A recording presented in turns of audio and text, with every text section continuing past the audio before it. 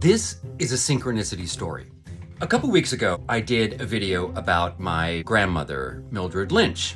And in that video, one of my key memories is that she gave me a 1986 Time magazine cover featuring David Byrne, lead singer of Talking Heads.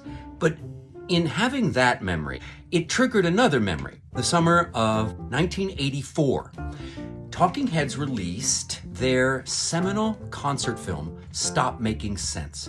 And that film had a profound impact on me. It's still considered like one of the best concert films ever made. It's, I think, Rolling Stone's top 4 music concert documentary or something like that. Anyway, it's an outstanding film. That summer when it came out, I had a friend, one of my best friends from high school was the projectionist at the River Oaks Theater, which is this fine art theater downtown in Houston, Texas. Back then in the 80s, it was a bit run down. It was very musty and this old, we loved it. It was this fantastic, funky art theater. What he would do is after hours, after midnight, when the last showing was closed and the theater was empty, Robin would open the River Oaks Theater so we could have private screenings, and they just were dance parties. We would put on Stop Making Sense, and the 12 of us would just be dancing in the aisles, having a dance party to Stop Making Sense up there on the big screen, all by ourselves in this private art house theater. It's one of my best life memories, frankly.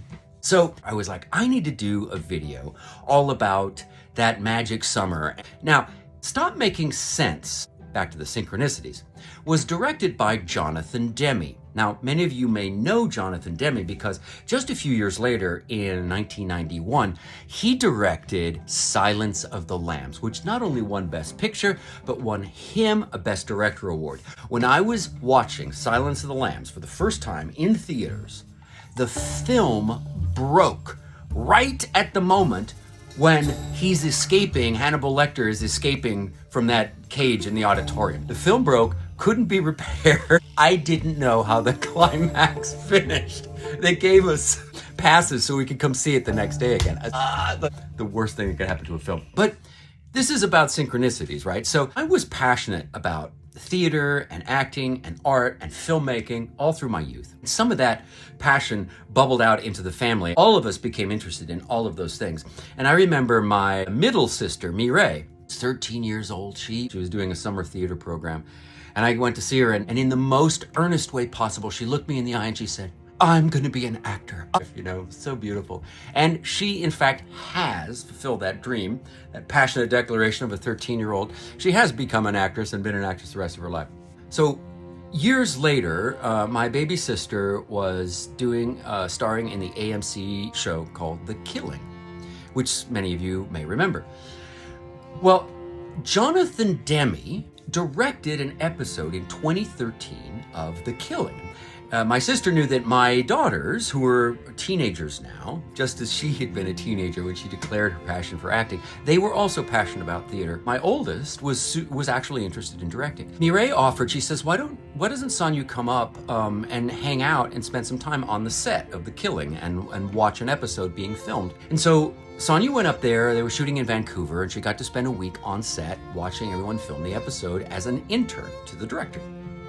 Turns out that the director of that episode was Jonathan Demme, and my daughter spent the week trailing him around as an intern on The Killing, shooting an episode, learning about directing and staging and lighting, and was just mad for it, incredible. And she came back, of course, not knowing who Jonathan Demme was, came back and was like, you know, and I hung out with this guy, and I was like, you hung out for a week taking directing lessons from Jonathan Demme, you know? I was like, what? And of course, she's telling me these stories, having no idea.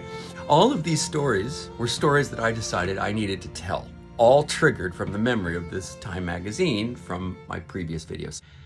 I had that idea several weeks ago, and I started doing research for this video, and as soon as I typed in Stop Making Sense, what do I find?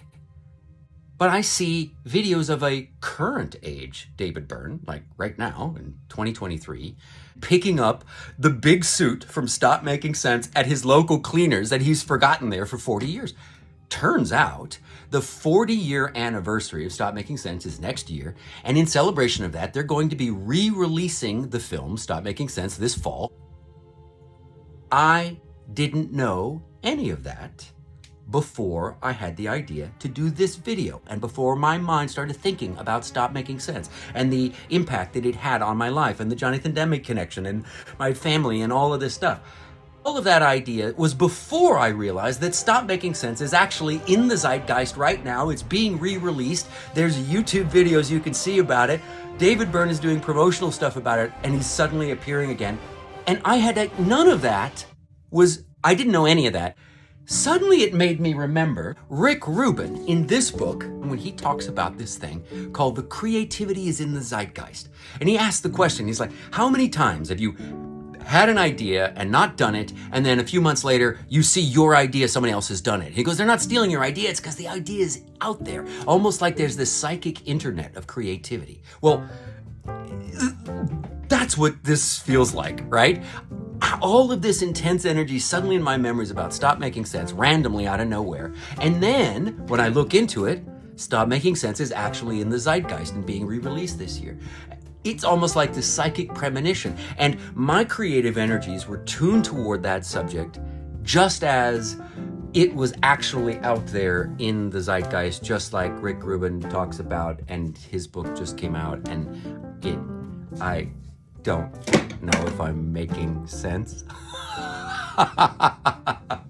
What if everything is this big interconnected network, and all these ideas and all this creativity and this whole internet thing, and our connecting with each other and riffing on each other's creativity, and this sampling, stacking, buildup of whatever this is?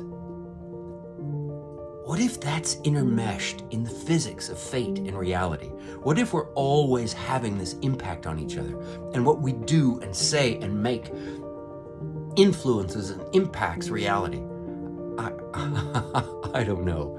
But if any of this makes sense to you, I hope you like this story. Ciao.